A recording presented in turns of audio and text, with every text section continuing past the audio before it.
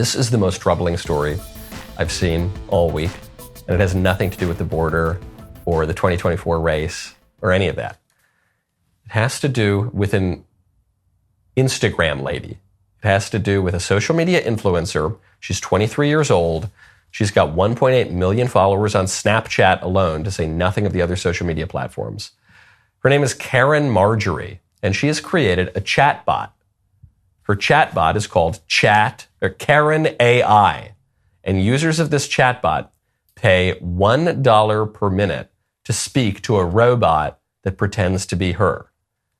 And in the first week of its beta test, this woman made $70,000. I'm looking over at my producer, Ben Davies, we're in the wrong line of work. Oh man, I should have just been a young hot chick. And then can you imagine how much, especially one with nerd techie friends, because then you don't actually have to do anything at all. You can outsource even social media thirst traps. You can outsource even that to an algorithm. Now, what does this gal say? She says, Caryn AI will never replace me. Caryn AI is simply just an extension of me, an extension of my consciousness. Because her shtick is that she amasses all these followers who are these young, lonely men who presumably don't have girlfriends or don't care about their girlfriends very much, and so they're chatting with this phantom of a human being over Snapchat, over Instagram DMs, and this is how she makes her money and becomes popular. But there were too many guys, so she just outsourced it to a robot. She says Caryn AI is going to come fill that gap. She says that Caryn AI might cure loneliness. Quote, whether you need somebody to be comforting or loving, or you just want to rant about something that happened at school or at work, Caryn AI will always be there for you. This is the saddest thing I've read in a very long time, but it's working. She thinks that this operation could make her millions of dollars, not only a month, maybe a week. Who knows? 70 grand in the beta test? That's unbelievable. And it might. Why does this work, though? It doesn't just work because of the new technology. It works because of the way society already operates. This is what's so damning about the whole thing. This is what's so depressing. The reason that this chatbot thing works is because the chatbot isn't all that different from regular modern social interaction. So much regular modern social interaction is shallow, transactional, and virtual. So shallow in that we don't treat one another as eternal beings with whom we're endeavoring to create a life and to learn something about reality and to build something up together and to have children. No one's having children. No one's getting married. It's transactional. The modern dating culture is a hookup culture.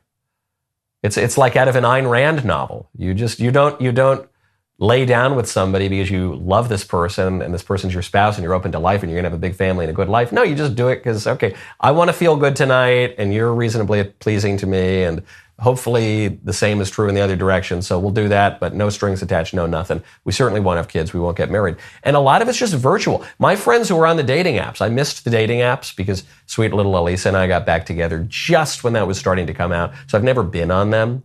But my friends who are on them, all they ever really do is just send messages.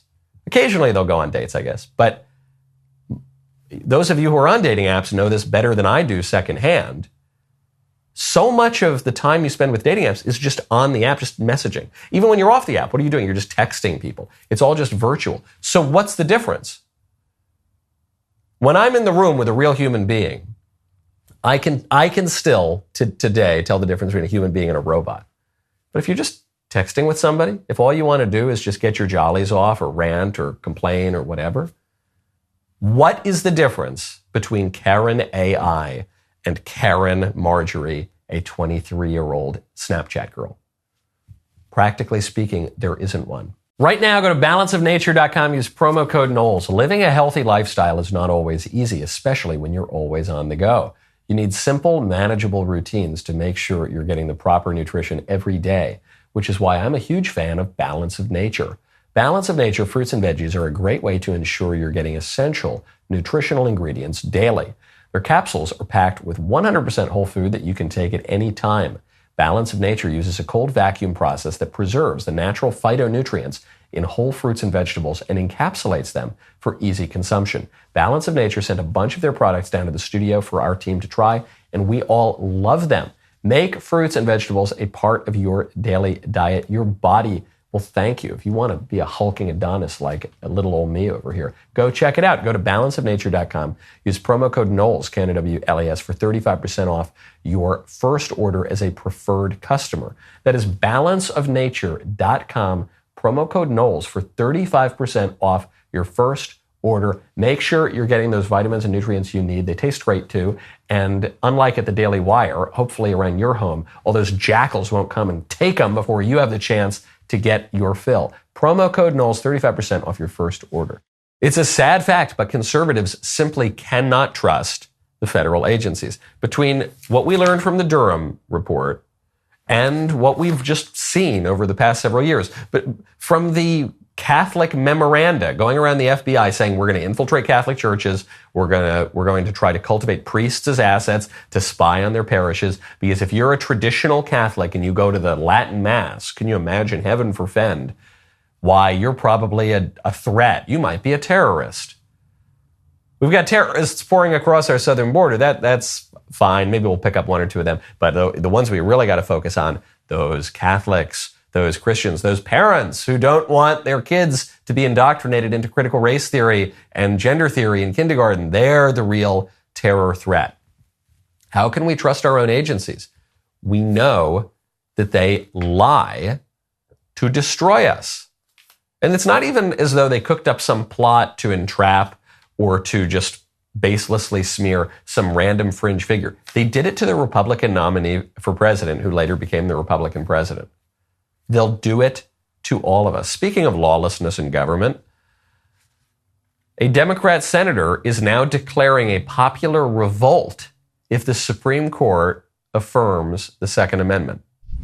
If the Supreme Court eventually says that states or the Congress can't pass universal background checks or can't take these assault weapons off the streets, I think there's going to be a popular revolt over that policy. A court that's already pretty illegitimate is going to be in full crisis mode. This is not just some talking head pundit mouthing off on NBC News. This is a sitting U.S. senator. This is a Democrat political leader saying, I'll tell you, the court's not legitimate. One of the three branches of government, it's not legitimate. And so if they uphold the American tradition of self-protection and the Second Amendment and the Constitution, I just think there's going to be a popular revolt. Well, it's a nice society you got there. It's a nice courthouse you got there. It's a nice civil society. Sure would be a shame if there were a popular revolt, wouldn't it? Supreme Court, I think you know what to do. Talking like a mobster. And this is what they always do. This is what they did during BLM. You're going to oppose some of the radical BLM demands. You're not going to give zillions of dollars to far left-wing groups to fund left-wing politicians. You're not going to acquiesce to the leftist policies. Oh, it's a nice business you got. Sure would be a shame if something happened to it. That's what they always tell us. What Democrat Chris Murphy is calling for here is no less than an insurrection. And he's framing his advocacy of such a thing as mere prediction. But it's not mere prediction, because he's saying that the court's illegitimate. So he's saying the court has lost legitimacy. And I tell you, if I were a gambling man, I would imagine there might be a popular revolt. The simple sentences that Chris Murphy uttered on Meet the Press are a far more serious type of insurrection than anything that happened around January 6th, the worst day in the history of politics. It's not even close. And this is what they do. This is what they regularly do. And this is why very few things get me angry. I'm pretty even-tempered, very cool. But when the squishes take the bait, and for every stupid lie that they cook up about Donald Trump, they've been cooking up one lie more preposterous than the next since the 2016 campaign, all the way up to the level of the CIA director and the FBI director and the president of the United States.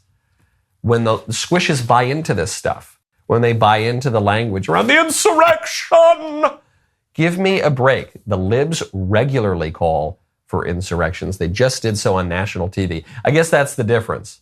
When the conservatives do an insurrection, it's an eccentric horn hat guy dancing around the Capitol rotunda with police protection, getting a private tour of the Capitol. It's a granny taking a picture in the Capitol rotunda. And when the Democrats call for an insurrection, they call for a popular revolt. They support violence in the streets, and they do so on national television. That's the difference. I know what you're thinking. That was a great clip. If you want more, if you want the longer form interviews, if you want the yes or no game, if you want face off, if you want the breakouts, if you want the full show, you got to subscribe, ring that bell. Michael Knowles YouTube channel. See you next time.